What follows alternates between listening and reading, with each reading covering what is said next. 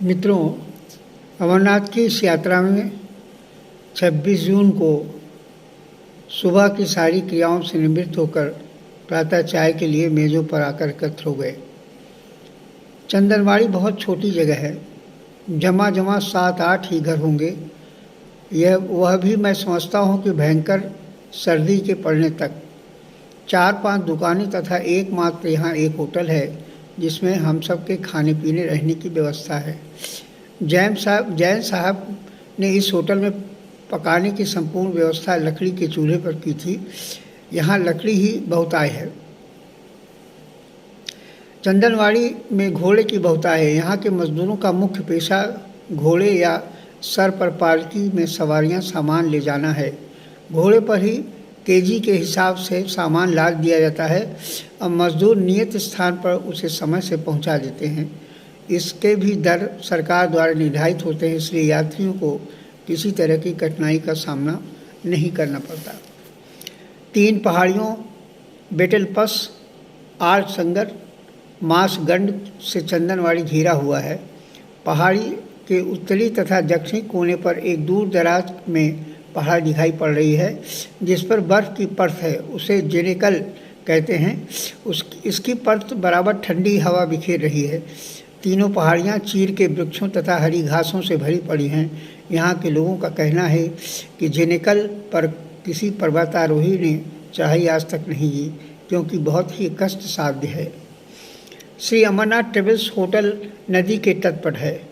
चंदनवाड़ी का यह उत्तर पूर्व के कोने में जिस तरफ से जाने का कार्यक्रम है, बर्फ़ से ढकी पहाड़ी जैसा पुल है, उसी के अंदर से शेषनाग नदी फूट कर निकल रही है। इसे यहाँ की भाषा में छेड़ी कहते हैं। बादल पहाड़ियों पर बैठे और छोटे छोटे सोतों में पानी बह रहा है। यह इस बात का सांकेतिक ढंग से रख रहे हैं कि इन पहाड़ियों के लटें गूंथी जा रही हैं। बहुत झीनी झीनी बरसात हो रही है। वातावरण हल्का सा धुंधला है और चीड़ के लंबे वृक्षों पर बादलों के गुच्छे लटक रहे हैं। पक्षियों में कौवे ज़्यादा मात्रा में हैं। पानी में वह लकड़ी तथा खम्भों पर डुबके भीग रहे हैं। मेरा अपना ख्याल है कि वह प्रकृति का भरपूर आनंद ले रहे हैं। करीब 9 बजे बारिश कम हुई, किंतु रास्ता सही नहीं था। कुछ नौजवान ने तय किया कि यात्रा आरंभ कर ली जाए। 5-6 लोगों का दल शेषनाग के लिए चल पड़ा। उसमें एक महिला भी थी। सबसे पहले छेड़ी की दुर्गम चढ़ाई ही पड़ी। 3 फीट का चौड़ा रास्ता था जिस पर ही चलकर उस दुर्गम स्थान को पार करना आवश्यक था।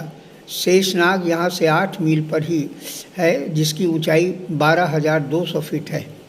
छोटे छोटे पत्थरों तथा कुछ स्थानों पर सड़क जैसे बने रास्ते का सहारा लेते हुए हम सब चढ़ रहे थे। कुछ दूर चढ़ाई चढ़ने पर 3-4 नवयुवक लौटते हुए मिले। उन्होंने यह जानकारी दी कि शेषनाग जाने का पुल टूट गया है। अब ऊंची एक भिन्न उसी से लगी पहाड़ी पर से होकर जाना होगा। युवा कश्मीर गाइड ने रास्ता समझ लिया और सभी को चलने का संकेत देते हुए आगे हो गया। सीधी खड़ी पहाड़ी की चढ़ाई करीब 1 फर्लांग ही चढ़ा गया था कि इतने में नीचे से कश्मीरी मजदूर दौड़ता हुआ आया और सभी को मैनेजर का संदेश देने लगा। मैनेजर ने आगे जाने का प्रतिबंध लगा दिया था। रास्ता ठीक नहीं है। उस समय वर्षा तेज हो गई थी। जब उस मजदूर ने देखा कि ये सब बातें नहीं मान रहे हैं तो उसने कहा कि मैनेजर आ रहा है, और सचमुच पीछे से मैनेजर चक्रवर्ती भी भागते हुए आए और सबको बंगला भाषा में ही लौटने के लिए कहने लगे, परंतु कोई भी लौटने को तैयार नहीं हुआ। विवश होकर उन्होंने धीरे धीरे जाने के लिए कहा। हमारे दल के काफ़ी लोग चंदनवाड़ी से ही लौट गए, क्योंकि यहाँ से शेषनाग का रास्ता बहुत दुर्गम तथा छोटे छोटे हिमबिंटों वाले पहाड़ों की चढ़ाई के विस्तार से फैला हुआ है। जून का अंतिम सप्ताह बर्फ़ के गलने तथा वर्षा ऋतु के गलने के साथ फिसलन भी बढ़ गई थी, जिसके कारण यात्रियों का चलना कठिन हो गया था। एक पहाड़ी से दूसरी पहाड़ी पर आते ही रास्ता साफ हो गया। मिट्टी तथा पत्थरों का काफ़ी सकरा रास्ता था, जिसकी चौड़ाई 3 इंच से ज़्यादा नहीं होगी। उस पर वर्षा के कारण फिसलन हो गई थी। सही तरह से पैर का पड़ना असंभव था।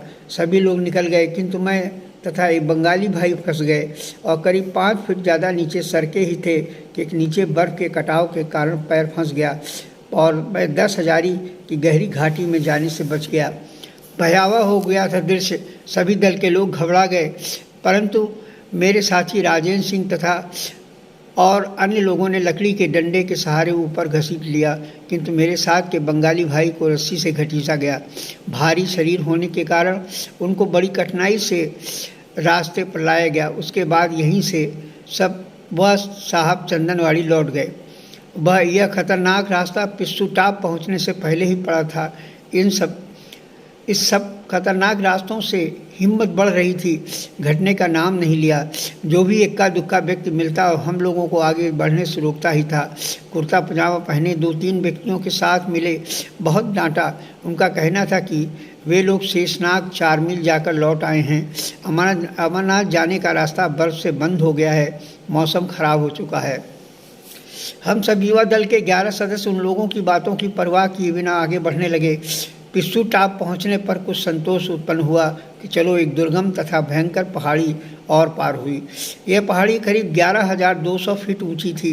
पिस्सू टाप में कोई व्यक्ति नहीं मिला, केवल सरकार के द्वारा पत्थरों के बनाए गए 2 कमरे थे। वर्तमान में भेड़ें लेटी थीं। बहुत गंदा और बदबूदार कमरा। हम लोग रुके नहीं बल्कि जग्गी पाल के लिए बढ़ने लगे। 11,500 फीट ऊंचाई पर है।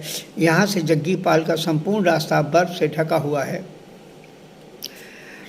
बर्फ की एक सीधी सपाट चढ़ाई में कहीं से भी रास्ता समझ में नहीं आता था।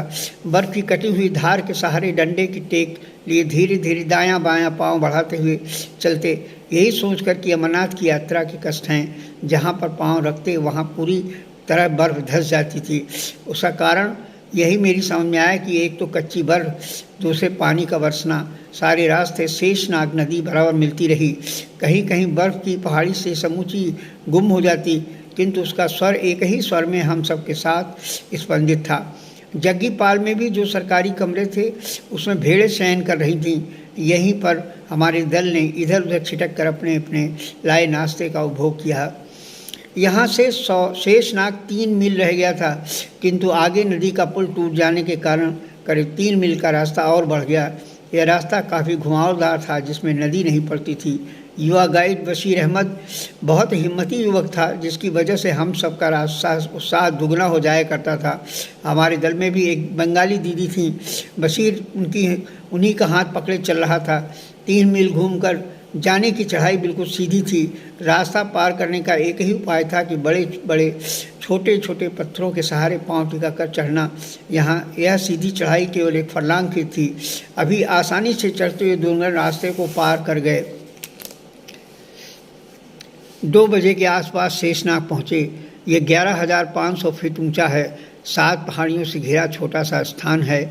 इसी छोटे से स्थान के कुछ थोड़े से ज़मीन वाले भाग में ठहरने का कैंप है। बाकी भाग में बड़ी झील है।